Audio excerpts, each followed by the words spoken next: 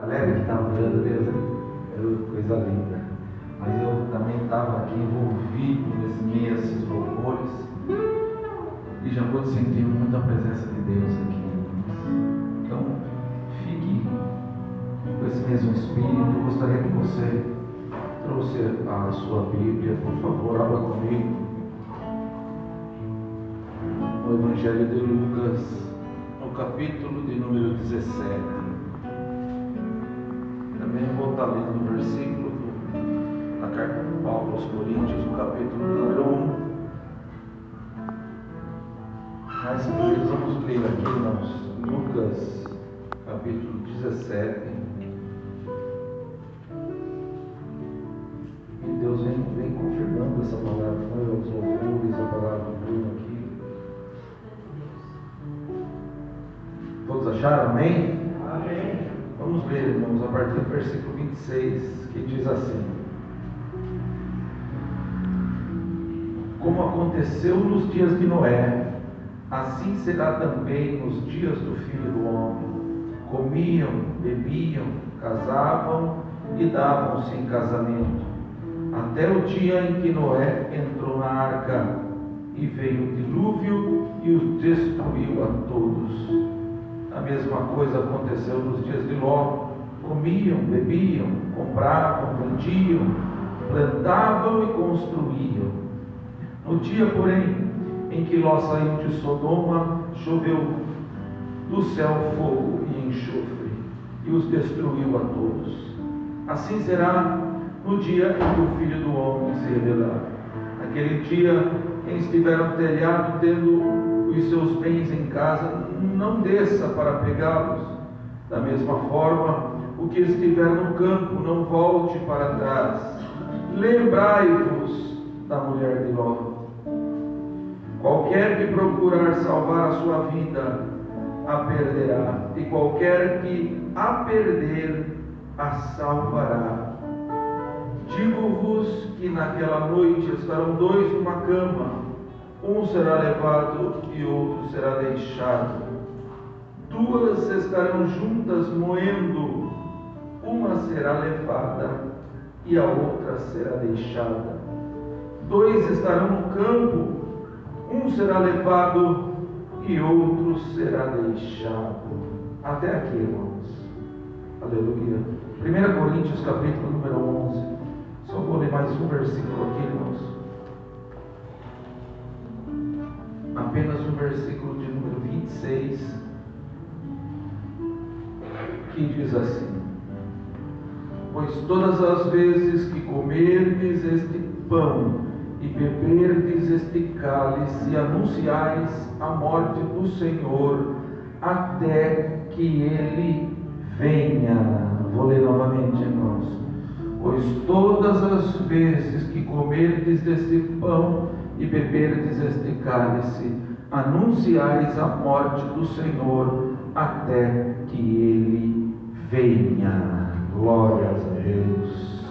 Senhor nosso Deus, nosso Pai, Deus, nós te louvamos, Senhor, nós te agradecemos, ó Pai, por mais um dia na tua casa, mais um dia poder, Senhor, prestar culto ao Senhor, louvores, adoração, ó Deus, por mais um dia poder desfrutar da comunhão dos irmãos e da bendita presença do Senhor, ó Pai.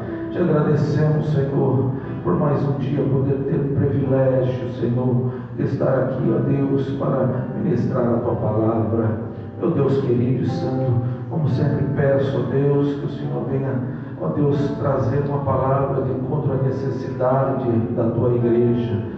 Fala aos corações, desperta-nos, Senhor, do sono, edifica-nos, Senhor, anima-nos, ó Deus, pois precisamos, ó Deus, ouvir a tua voz, e não seja eu agora, mas que o teu Espírito, Senhor, que tem conduzido esse culto, também conduza, Senhor, esta palavra aos nossos corações. Em nome de Jesus Cristo, o nome que é poderoso, que está acima de todo nome, Senhor, um nome inigualável, eu peço e já te agradeço. Amém e amém. Glórias a Deus. Aleluia. Irmãos, hoje é noite da ceia. participar da ceia do Senhor. E como o apóstolo Paulo ele ensina-nos aqui no capítulo 11, pois ele recebe do Senhor e ele passa esse ensinamento. E desde que Jesus ele subiu aos céus, a igreja tem ali feito, e nos dias de hoje não é diferente. Nós participamos da ceia porque cremos e trazemos à memória aquilo que o Senhor Jesus ele fez, não é? Por amor de nós. Esse Deus tão amoroso, irmãos, que se entregou por amor de nós. E o apóstolo Paulo fala aqui que ensina-nos aqui que todas as vezes que a gente participa da ceia, a gente traz à memória o que ele fez. E sempre no dia de ceia a gente fica envolvido, não é, irmãos? Com as coisas do Senhor, com a palavra da cruz, não é? Aquilo que o Senhor fez, da onde Ele nos tirou, que amor é esse que nos resgatou, que nos colocou embaixo de promessas, irmãos, que passam dessa vida e vão para a eternidade. Mas Deus me chamou a atenção também, irmãos, nesse versículo 26, uma coisa, que o tempo vai passando e eu creio que em todas as gerações, todos aqueles que caminham com Deus, que caminham a caminhada de fé, aqueles que permanecem na presença de Deus, acabam ali sendo confrontados por palavras ou até mesmo sentimentos que passam no nosso coração. E o apóstolo Paulo diz aqui que todas as vezes que a gente participar da ceia, que a gente fizer isso, comermos o pão, bebermos o cálice, anunciais a morte do Senhor até que Ele venha. É isso. Irmãos, Ele deixa bem claro aqui que a gente vai fazer isso até que o Senhor venha. Ou seja, o Senhor vai voltar. Aleluia. O Senhor vai voltar e a gente precisa ter isso vivo no nosso coração, para que a gente não viva uma vida desapercebida daquilo que Deus espera de nós, na nossa caminhada, para que coisas do nosso cotidiano não tomem lugar do espaço que deve ser primazia de Deus na nossa vida. Para que a gente não viva os nossos dias apenas, como diz o Evangelho, comiam, bebiam, casavam, davam-se em casamento, plantavam, vendiam, coisas que a gente faz, mas que não podem tirar o lugar de Deus na nossa vida. Agora eu quero voltar um pouco o Evangelho de Lucas para que você possa entender aquilo que Deus colocou no meu coração. Nós já vimos que o apóstolo Paulo fala aqui que Jesus vai voltar. O próprio Senhor Jesus ele disse: olha, eu vou, mas eu volto, para que onde eu estiver vocês estejam também.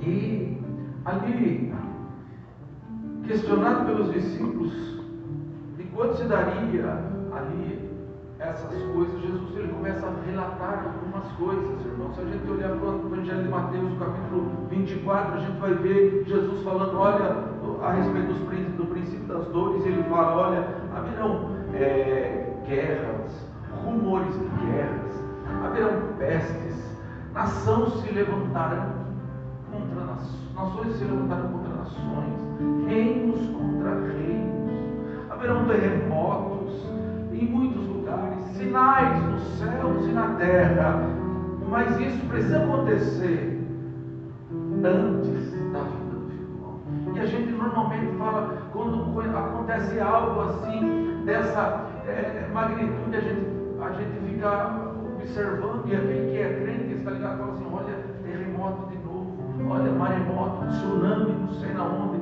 é sinal de Deus que Ele está próximo a voltar. Eu creio que sim, irmãos, porque a Bíblia diz as pestes. Nós vivemos há pouco tempo aí uma pandemia terrível, onde assim, a maioria de nós aqui, ou talvez todos, por mais que tenham uma idade mais avançada, nunca tinha presenciado em âmbito assim mundial, e a gente vê as consequências terríveis que ocasionou, e a gente olha para a Bíblia e o nosso coração de logo é compungido a estar se lembrando das palavras do Senhor.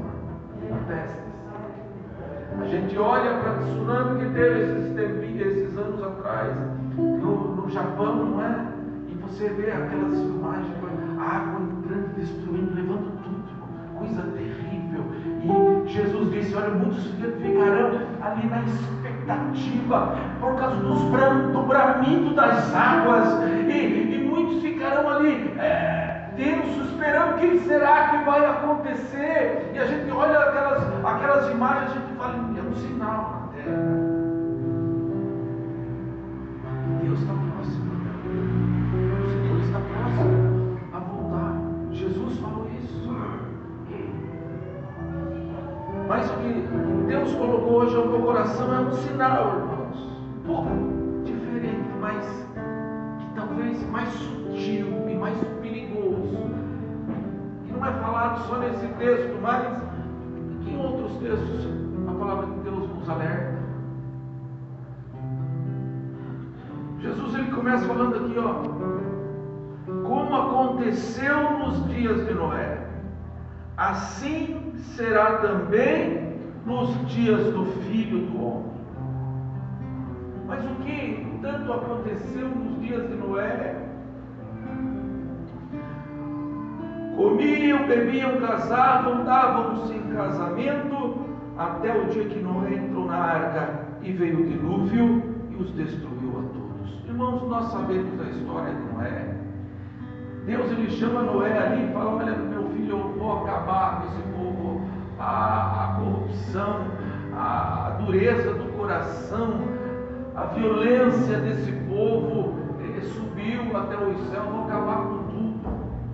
Mas você que achou graça nos meus olhos, você vai fazer uma coisa, você vai construir uma grande arca. E assim, ali Noé começa.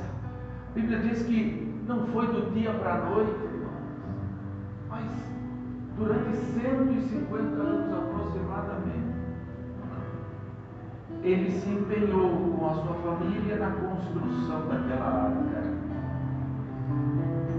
Mas quem olhava, e os habitantes da terra olhavam para Noé e talvez questionassem: esse homem, esse velhinho está meio maluco, há quantos anos fazendo isso? E com certeza tinha oportunidade. Noé falava: olha, convertam os vossos corações, olha, Deus vai enviar um juízo na terra. Alguém falou aqui, justiça de Deus, um juízo sobre o povo ímpio que está aí. Mas ninguém dava ouvidos. Aí, pastor, como que você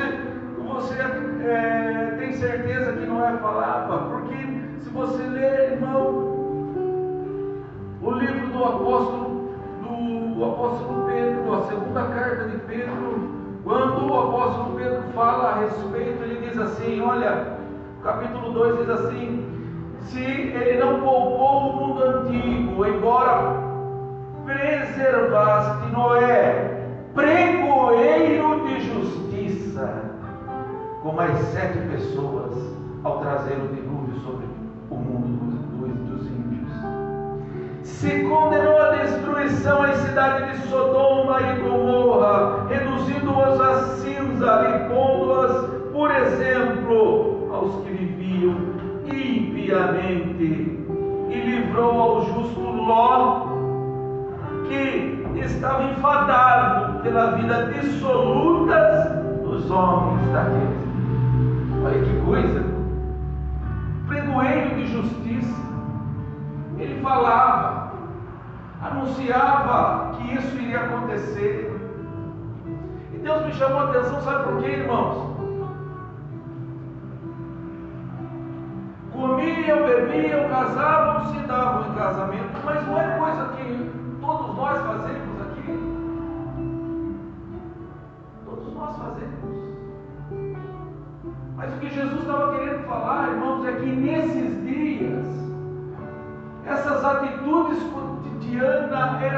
aquilo que envolvia as pessoas ao ponto do coração estar longe de Deus. Eu posso fazer e faço todas essas coisas, mas o que eu não posso é me distanciar de Deus ou achar que Deus não é importante mais na minha vida. Quando o apóstolo Paulo fala lá na carta aos Coríntios, até que ele venha, ele vai voltar. Hoje nós vivemos dias que há muitas pessoas, e posso afirmar que dentro das igrejas, muitos estão vivendo uma vida como se Jesus não fosse mais voltar. Como se o Senhor Jesus estivesse demorando demais, ou até mesmo no pensamento que não há mais necessidade da volta de Cristo. Está demorando muito. Minha avó era crente e já me falava que o Senhor Jesus iria voltar, e até agora. Irmãos, mas Ele vai voltar. O que Jesus ele está nos ensinando aqui, irmãos, é que eu e você, nós vivemos nesse mundo, sim, temos as nossas coisas cotidianas, mas o nosso coração precisa estar em Deus. Por quê? Nós vamos ver aqui. A mesma coisa aconteceu nos dias de Ló. Comiam, bebiam, compravam, vendiam, plantavam e construíam. Nós fazemos essas coisas. Mas como é que estava o coração nos dias de Ló? Jesus, irmão, Deus, quando Ele vai destruir Sodoma e Gomorra, Ele fala assim: olha, como é que eu vou fazer algo e não vou falar para o meu amigo? Tem alguém que precisa saber. Aí, então Ele chama Abraão e fala: olha, Abraão, eu vou destruir. O cheiro da iniquidade de Sodoma e Gomorra chegou até as minhas narinas, ao ponto de eu vou destruir essas cidades. Abraão sabia que Ló estava lá, sabia que Ló e sua casa, o seu sobrinho estava lá, morava ali, armou suas tendas do lado de Sodoma, de Gomorra.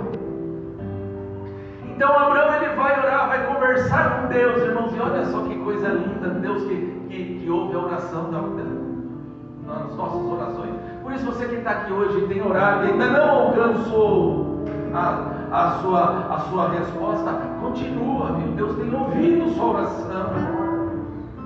Então Abraão ele começa a falar assim: Senhor, mas o Senhor vai fazer isso? E se tiver uns 50 justos lá nessa cidade?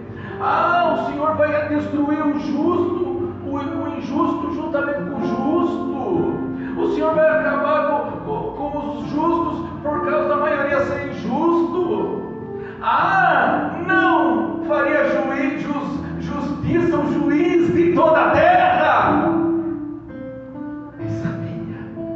E Deus falou: olha, Abraão, se tiver 50, eu não vou destruir.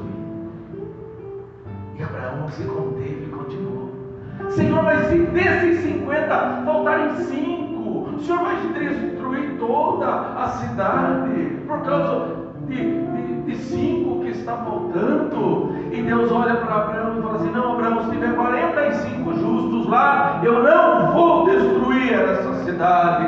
E Abraão começa então a ir mais fundo naquela conversa com Deus, e ele fala assim: Senhor, ainda não seja o pó dessa terra, mas eu vou usar a pedir. Se desses 45, se tiver 40, o Senhor vai destruir toda a terra por toda aquela cidade com os 40 justos. Se tiver 40, Abraão, eu não vou destruir. Senhor, ainda mais uma vez eu lhe peço, mais uma vez eu ouso a pedir. Se não tiver 40, mas se tiver 30, o Senhor vai destruir as cidades por causa de 30. Se tiver 30 justos lá, se tiver 30, Abraão, eu não vou destruir. Olha só, irmão, você tem pedido aí? Que Deus é esse que responde a oração, que deixa a gente avançar? Quando a gente olha para a palavra de Deus e vê a carta aos Hebreus falando: entra com tinha na presença de Deus. Abraão continua e fala assim: olha, Senhor, mais uma vez eu vou lhe pedir, e se não tiver 30, mas se tiver 20 justos lá. E Deus então pega e fala: Abraão, se tiver 20, eu não vou destruir nada. Agora Abraão não para por aí, mais uma vez ele fala: ah, Senhor, pela última vez eu lhe peço, se não tiver 20, mas se tiver 10 lá, se tiver 10 justos, o Senhor vai destruir aquela cidade. E Deus falou assim: se eu achar 10 justos lá, eu não vou destruir a cidade. E a Bíblia fala que Abraão saiu da presença de Deus. Talvez eu estava meditando assim, sabe por quê? Eu falei assim: eu acho que Abraão começou a falar: 10, logo meu sobrinho, eu sei que é justo, eu sei que é temente a Deus, mas é possível que eu tenha uns 10 na casa dele, ele é rico, tem muito e serve muitas, pelo menos 10 deve ter lá. E o negócio vai, mas não foi achado 10 justos nessa cidade. E olha só, comiam, bebiam, compravam, vendiam, plantavam e construíam. No dia, porém, em que Ló saiu de Sodoma, choveu fogo do céu e enxofre, e destruiu a todos. Assim será no dia do Filho do Homem, o dia que ele se revelar. Irmãos, ele dá esses exemplos, presta bem atenção, sabe por quê? Algo que aconteceu, e ele fala: assim como, ou seja, vai acontecer. Jesus há de voltar.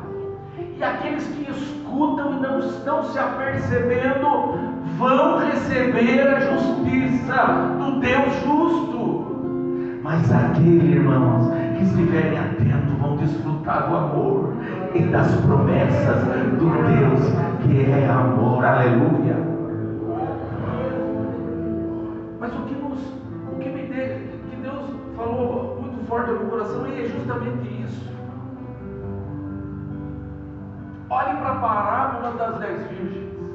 Eram 10, as 10 que estavam esperando o noivo, não é? Ou seja, são igrejas que esperam a volta do Senhor. 5 eram prudentes e 5 eram nécias. Por quê? Porque tinha 5 que esperavam e estavam com a lamparina cheia de azeite, mas 5 não tinham mais azeite. Mas todas elas sabiam que o noivo ia chegar, mas não estavam preparadas. E quando o noivo veio, quem entrou? Foram as prudentes, as outras 5 ficaram. Olha, irmãos,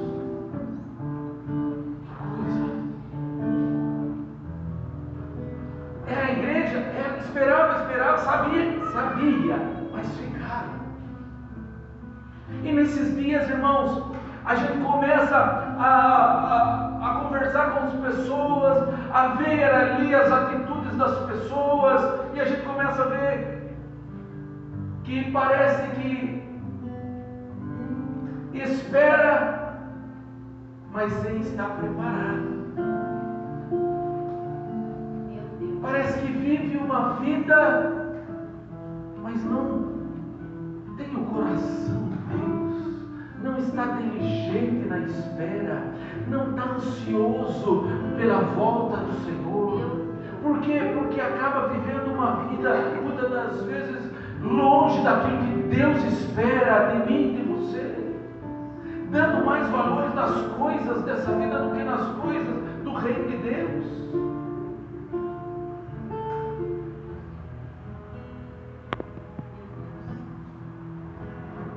Muitos irmãos procuram outras coisas. Eu estava lembrando daquela passagem de Êxodo, onde Moisés ele sobe no monte e fala: olha, fica aí, que eu vou subir, vou falar com Deus, mas eu volto. E depois Moisés começa a demorar ali um tempo, e vai passando o tempo, alguns dias, semanas, vão passando ali, Moisés não desce, e o povo chama Arão e fala: ô Arão, esse Moisés que nos tirou lá do Egito, olha, eu não sei se eu vou voltar, faz-nos deuses que vão à frente de nós.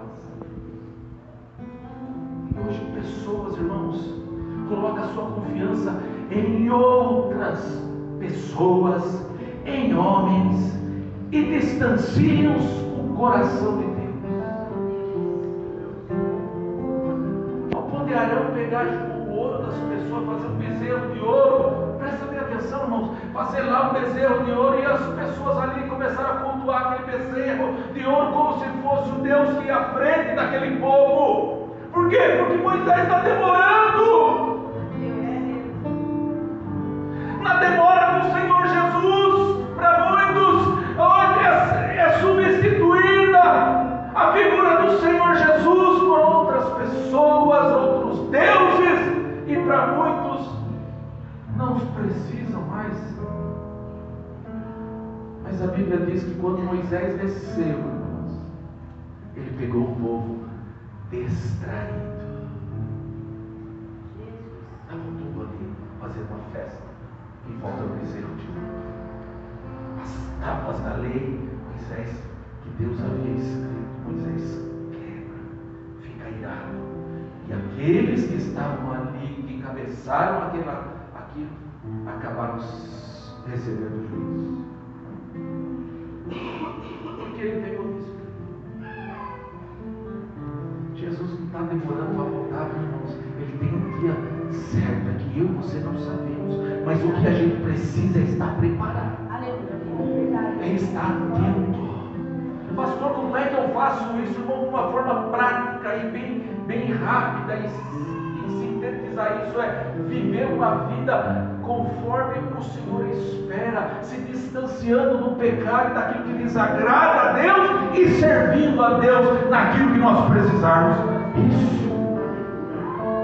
O Bruno falou aqui da disposição de dedicar um tempo aos filhos. Isso significa, sabe o que, irmão? Servir a Deus, porque os filhos são herança do Senhor, mas os pais têm uma responsabilidade. Se eu cuido bem dos meus filhos, eu estou servindo a Deus.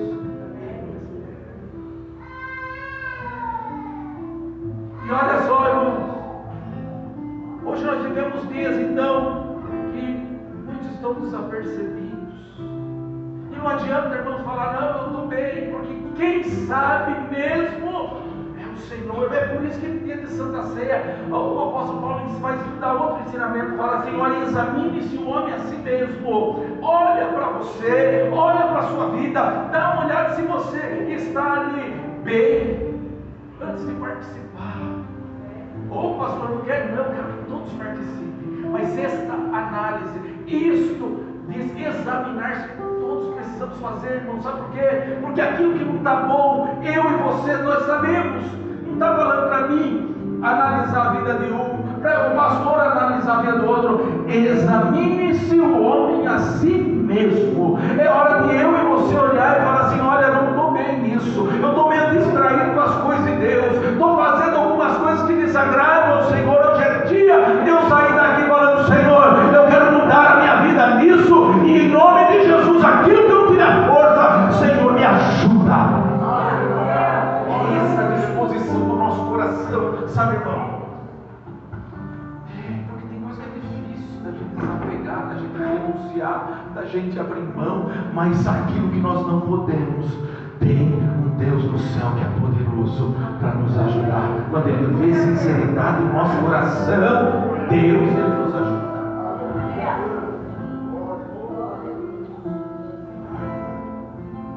Olha só, eu quero dar uma corridinha aqui só para terminar aqui. E ele diz assim: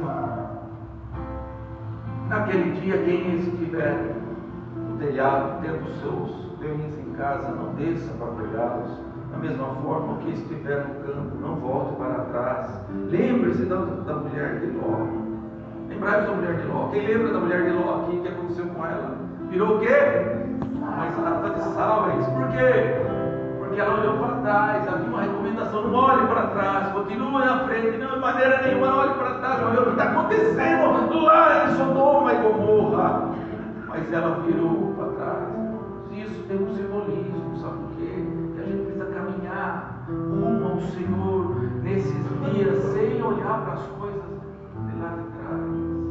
Aquele que saiu do mundo, que Deus tirou lá do mundo, do lamaçal do pecado, de uma vida onde onde nós estávamos ali envolvidos pelo império das trevas. Deus nos tirou de lá, nos colocou no reino do Filho do seu amor. Aleluia. Agora, para viver uma vida caminhando em luz, então não olhe mais para trás, não sinta vontade de fazer, e se a vontade passar pelo seu pensamento, lembre-se da mulher de Ló, porque ela recebeu o juízo de Deus. Deus nos chamou para a gente avançar firmes para o alvo que é Cristo, sem olhar para as coisas lá de trás.